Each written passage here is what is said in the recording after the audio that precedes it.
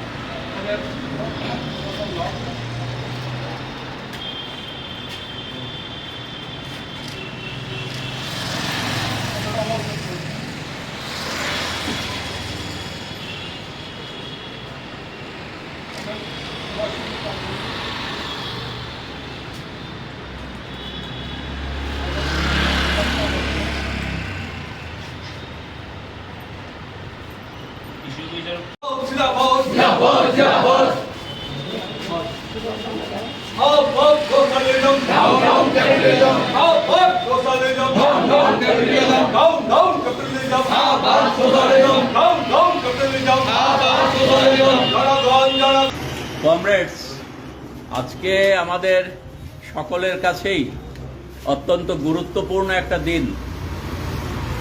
আমাদের পৃথিবীতে যারাই মানুষের প্রকৃত স্বাধীনতায় বিশ্বাসী, মানুষের খাওয়া পড়ার স্বাধীনতা, মানুষের অর্থনৈতিক স্বাধীনতায় যারা বিশ্বাস করেন এবং এই পৃথিবীটাতে যাতে শোষণের হাত থেকে আমরা মুক্ত হতে পারি তার জন্য যারা লড়াই করেন এবং এই লড়াইয়ের ক্ষেত্রে পৃথিবীতে অন্যতম সর্বশ্রেষ্ঠ যে মতবাদ সমাজতন্ত্র এবং সাম্যবাদ, এই সমাজতন্ত্র এবং সাম্যবাদ প্রতিষ্ঠার লক্ষ্যে পৃথিবীব্যাপী যে সংগ্রাম, যে লড়াই, সেই লড়াইয়ের অন্যতম গুরুত্বপূর্ণ নেতা হচ্ছেন কমরেড ফিদেল কাস্ত্রো। আজকের দিনে 100 বছর আগে কিউবাতে তিনি জন্মগ্রহণ করেন। তার ভাষা স্পেনিশ, তার বাবা স্পেন থেকে এসেছিলেন এবং আমরা জানি ল্যাটিন আমেরিকায় যতগুলো দেশ আছে এই সবগুলো দেশের একটা দেশ বাদ দিলে পর সবগুলো দেশের ভাষা হচ্ছে স্পেনিশ। কারণ মূলত স্পেন থেকেই মানুষ এখানে এসেছিলেন, পরবর্তী সময়ে আফ্রিকা থেকে মানুষরা এসেছিলেন। এর ফলে সেখানে স্পেনিশ এবং আফ্রিকান মানুষদেরই সেখানে বেশি এবং স্থানীয় মানুষরাও ছিলেন। এখন ফিদেল কাস্ত্রো তিনি এই দিনে আজ থেকে 100 বছর আগে জন্মগ্রহণ করেছিলেন 1926 সালে। জন্মগ্রহণ করার পর তিনি লেখাপড়া শেষ করেন তার হাভানা বিশ্ববিদ্যালয় থেকে। লেখাপড়া ওনার শেষ হয়েছে 50 সালে। পিএইচডি ডিগ্রি নিয়েছেন, তার আগে যতগুলো আইন এর সমস্ত ডিগ্রি তিনি নিয়েছেন। কিন্তু এই 50 সালে তিনি ডিগ্রি নিয়েছেন হাভানা বিশ্ববিদ্যালয় থেকে। তার আগ থেকেই তার মনের মধ্যে পৃথিবীর মুক্তিকামী মানুষের সংগ্রামে অংশগ্রহণ করার একটা তাগাদা ছিল। তার জন্য তার লেখাপড়া শেষ হওয়ার আগে পৃথিবীর পাশের ল্যাটিন আমেরিকার অন্যতম 2টি দেশে গিয়ে তিনি সেখানে লড়াই সংগ্রামে অংশগ্রহণ করেছেন। এটা হচ্ছে আমাদের কাছে অত্যন্ত গুরুত্বপূর্ণ একটা বিষয় যে এই সময়ে তার মনটা তৈরি হয়েছিল। এবং তারপর আমরা দেখেছি 1953 সালে তিনি সেখানে আমাদের প্রায় 200 জন মানুষকে নিয়ে কিউবার একটা ব্যারাকে তিনি আক্রমণ করেন, একটা দুর্গে তিনি আক্রমণ করেন। সেই দুর্গে আক্রমণ করার পর এখানে তারা পরাজিত হন। সেই সময়ের জন্যে তাদের গ্রেপ্তার করা হয়, গ্রেপ্তার করে তাদের বিচার হয় এবং বিচারে তাদেরকে অনেক দিন ধরে আটকে রাখা হয় এবং 76 দিন আটকে রাখার পর ফিদেলকে বাধ্য হয় বিচারকদের সামনে আনতে। এবং সেখানে ফিদেল যে বক্তব্য রাখেন, প্রায় 5 ঘন্টা ধরে আদালতে দাঁড়িয়ে তিনি যে বক্তব্য রাখেন, সেই বক্তব্যটা পৃথিবীতে অত্যন্ত গুরুত্বপূর্ণ একটা লেখা হিসেবে আমাদের ভারতবর্ষের অনেকেই এই লেখাটা আত্মস্থ করে বিভিন্ন জায়গায় এটাকে উত্থাপন করার চেষ্টা করেন যে আমাদের ইতিহাস আমাকে মুক্ত করবে। এই কথা তিনি বলেন। এবং তারপর দেখলাম ওনার জেল হলো 15 বছর, কিন্তু জনগণের চাপে, কিউবার জনগণের চাপে 2 বছর এর পর তাকে মুক্তি দেওয়া হয়। এবং তারা সেখানে দেখলেন যে আমাদের আবার যদি সলতে পাকাতে হয়, এই বিপ্লবী বাহিনীর সলতে পাকাতে হয়, কিউবাতে সত্যিকারের বিপ্লব সম্পন্ন করতে হয়, তাহলে এখানে থেকে হবে না। তারা বাধ্য হন মেক্সিকোতে চলে যেতে, এই মহাদেশেরই অন্যতম একটা দেশ। এখান থেকে প্রায় 100 মাইল দূরে, কিউবা থেকে 100 মাইল দূরে মেক্সিকো। তো সেখানে যান, সেখানে গিয়ে বিভিন্ন জনদের তারা সংগঠিত করার কাজ শুরু করেন। এবং একটা উল্লেখযোগ্য দিক যে 4 জন বিদেশি মানুষ এই সংগঠিত করার কাজে, 4 জন বিদেশি মানুষ সেখানে এই কিউবা বিপ্লব সম্পন্ন করার জন্য যে বাহিনী ফিদেল কাস্ট্রো তৈরি করছিলেন অংশগ্রহণ করেন। তার মধ্যে অন্যতম গুরুত্বপূর্ণ ছিলেন চে গুয়েভারা। আমরা সবাই জানি তিনি আর্জেন্টিনার জন্মগ্রহণ করা মানুষ ছিলেন, আর্জেন্টিনার নাগরিক ছিলেন। পরবর্তী সময়ে তাকে অনেকে বিশ্ব বিপ্লবী বলে জানেন। তো সেই জায়গাটাতে ফিদেল কাস্ট্রো আমরা দেখলাম যে 1956 সালে তিনি সেখানে কিউবার দিকে অগ্রসর হন। এবং সম্ভবত সালটা 55 বা 56 হবে, আমার যদি ভুল না হয়। 30 নভেম্বর তাদের পৌঁছার কথা ছিল কিউবাতে। এবং ওই দিনই আক্রমণটা যদি ভালোভাবে করা যেত, তাহলে পর আরো অনেক আগে হয়তো কিউবার বিপ্লবটা সম্পন্ন করা যেত। কিন্তু জাহাজ যেটা নিয়ে রওনা দিয়েছেন, বাস্তবে জাহাজ না, একটা বড় নৌকা। সেই নৌকাতে 82 জনের মতো মানুষ ছিলেন।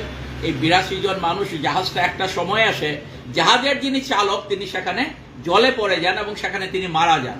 তার ফলে 30 নভেম্বর সেখানে দেশের শ্রমিক, কৃষকরা, সাধারণ মানুষরা তৈরি ছিলেন যে বাইরে থেকে ফিদেলের বাহিনী আসবে, দেশে আমরা একসাথে 30 নভেম্বর একটা বিপ্লবী সংগ্রাম শুরু করব বাতিস্তার যে সরকার, অত্যাচারী স্বৈরাচারী শাসক, তাকে পরিবর্তনের জন্য। এবং সেখানে 30 নভেম্বরের জায়গায় 2রা ডিসেম্বর তারা সেখানে পৌঁছান। তার ফলে এই বিপ্লবী কর্মকাণ্ডকে আরো বেশি শক্তিশালী সেই সময়ে করার ক্ষেত্রে তারা কিছুটা সমস্যার মধ্যে পড়েন, আক্রমণের সম্মুখীন হন। বাতিস্তার বাহিনী তাদের খবর জেনে যায়। 22 জন সেখানে বেঁচে ছিলেন এবং এই 22 জনের মধ্যে 10 জন গ্রেপ্তার হয়ে যান। মাত্র 12 জনকে নিয়ে কিউবার সবচেয়ে উঁচু পাহাড় সিয়েরা মায়েস্ত্রো, সেই জায়গাতে ঘন জঙ্গল, সেখানে গিয়ে 12 জন আত্মগোপন করেন। সেখানে আবার নতুন ভাবে বাহিনী তৈরি করেন এবং সেই বাহিনী 58 সালের শেষ দিকে ফিদেল কাস্ট্রো, তার ছোট ভাই, তার থেকে 4-5 বছরের ছোট রাউল কাস্ট্রো, চে গুয়েভারা, কেমিলো, এরকম যারা নেতৃত্বরা ছিলেন তাদের নেতৃত্বে তারা এই শেষ যুদ্ধ কিউবা বিপ্লবের জন্য শুরু করেন। এবং এই যুদ্ধে 1 জানুয়ারি 1959 সালে কিউবা স্বাধীন হয়। ফিদেল কাস্ট্রো হাভানাতে প্রবেশ করেন 8 জানুয়ারি। তিনি প্রথম প্রধানমন্ত্রী হন, পরবর্তী সময় প্রেসিডেন্ট হন। কিন্তু সবচেয়ে গুরুত্বপূর্ণ আমাদের যে বিষয়টা বোঝার এবং জানার, সেটা হচ্ছে যে রাশিয়াতে একটা ধরনের বিপ্লব হয়েছিল, পৃথিবীর গুরুত্বপূর্ণ একটি দেশ।